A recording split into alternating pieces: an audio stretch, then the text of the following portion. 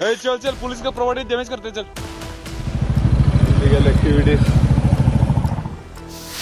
জেনজির প্রভাব এবার আগরতলায়। মাঝরাতে রাজপথে উন্মত্ত যুবকদের তাণ্ডব।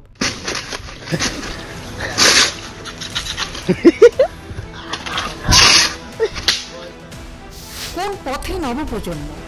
একাংশ উচ্ছৃঙ্খল যুবকের রাজপথে অবাঞ্ছিত পরিস্থিতি। সরকারি সম্পত্তি ধ্বংস করার ভিডিও সামাজিক মাধ্যমে ভাইরাল।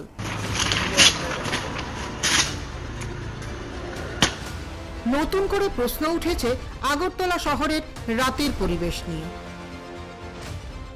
শহরের বুকে সরকারি ও বেসরকারি সম্পত্তি ইচ্ছাকৃতভাবে ধ্বংস করার একাধিক ভিডিও ছড়িয়ে পড়তেই সৃষ্টি হয়েছে চাঞ্চল্যের। ভিডিওতে দেখা যায় কয়েকজন যুবক মাঝরাতে রাস্তায় ঘুরে বেড়াচ্ছে এবং এক পর্যায়ে এক যুবককে স্পষ্টই বলতে শোনা যায়, চল চল পুলিশ কা প্রপার্টি ড্যামেজ করতে হে চল। चल चल पुलिस का प्रॉपर्टी डैमेज करते चल।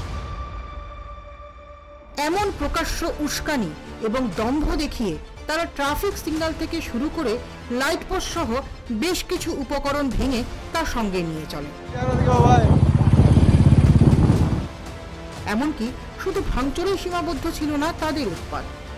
নিজেদের কীর্তির ভিডিও করে সামাজিক মাধ্যমে ছড়িয়েও দিয়েছে এই উন্মত্ত যুবকেরা, যা সরাসরি প্রশাসনকে চ্যালেঞ্জ ছড়াই বলা যেতে পারে। কিন্তু কেন হচ্ছে এমনটা, কি বলছেন সচেতন নাগরিকরা, শুনে নেওয়া যাক।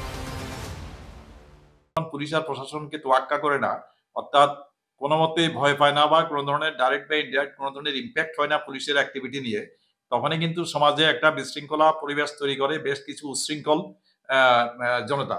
সেই জনতার মধ্যে প্রথমেই যাদের নাম বলবো সেটা হলো এই যে উঠতি যুবক শ্রেণী, যারা বিভিন্নভাবে হয়তো ফ্রাস্ট্রেটেড। এদের অনেকেরই হয়তো জবলেস বা কারোর হয়তো বাবা মার অনেক টাকা আছে, তার এখন কাজ নেই, সে এসব করে বেড়াচ্ছে। কিছু কিছু লোক আবার ড্রাগকে সারা দিন এখানে সেখানে ঘুরে বেড়াচ্ছে। ওরা কিন্তু দেশ এবং জাতির জন্য একটা বার্ডেন হয়ে দাঁড়িয়েছে। এদিকে ঘটনার সামনে আসতে নড়ে চড়ে বসে পুলিশ। শেষ পর্যন্ত আগরতলার নিউ ক্যাপিটাল কমপ্লেক্স থানার পুলিশ অভিযান চালিয়ে 9 জন যুবককে গ্রেফতার করে। এসডিপিও সুব্রত বর্মন এনসিসি থানায় বসে সাংবাদিকদের জানান, ধৃতরা সবাই কলেজের ছাত্র। তাদের বিরুদ্ধে ভাঙচুর, চুরি ও জনশৃঙ্খলা ভঙ্গের মামলা রুজু করা হয়েছে। গতকাল লাস্ট নাইট কিছু যুবক আগরতলা শহরের এনসিসি থানার অন্তর্গত শ্যামলীবাজার, গুরকাবস্তি এবং শালবাগান এরিয়া থেকে কিছু রাস্তায় ফ্ল্যাগ ফেস্টুন ছিল এবং ওগুলো ডিস্ট্রয় করে এবং ট্রাফিকে ব্যবহৃত যে ব্লু সাইন ছিল ওগুলো উঠিয়ে নিয়ে যায় এবং স্পিড কিলোমিটার যে সাইনবোর্ড ছিল ওটাও উঠিয়ে নিয়ে যায়। এটা সংবাদ মাধ্যমে ভাইরাল হয় এবং পুলিশের নজরে আসে।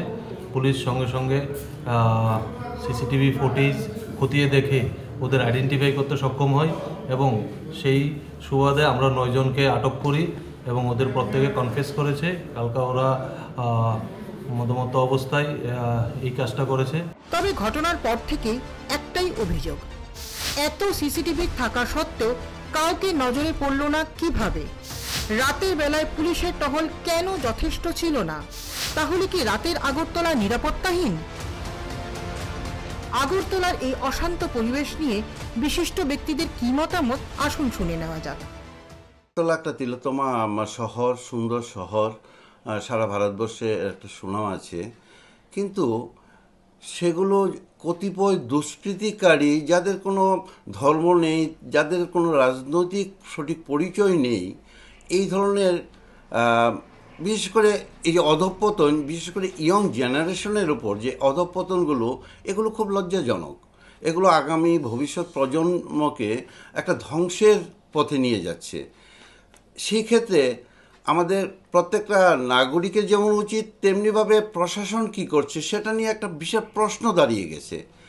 উল্লেখ্য, শহরের একাধিক মোড়ে স্থাপন করা নজরদারি ক্যামেরা নিয়মিত পর্যবেক্ষণের কথা থাকলেও উন্মত্ত যুবকদের প্রকাশ্য তাণ্ডব তাৎক্ষণিকভাবে চোখ এড়ালো কিভাবে, সে প্রশ্নের উত্তর এখনো মেলেনি। অন্যদিকে পুলিশের দাবি যুবকেরা মদ্যপ অবস্থায় এই কাজ করেছে। কিন্তু জরুরি পরিস্থিতিতে সাধারণ মানুষের সুরক্ষা কতটা নিশ্চিত সেই বিতর্ক কিন্তু নতুন করে জোরালো হয়ে উঠেছে। আগরতলা থেকে ক্যামেরা পার্সন অর্পণ দের সঙ্গে ভূপাল চক্রবর্তীর রিপোর্ট, নিউজ লাইভ বাংলা।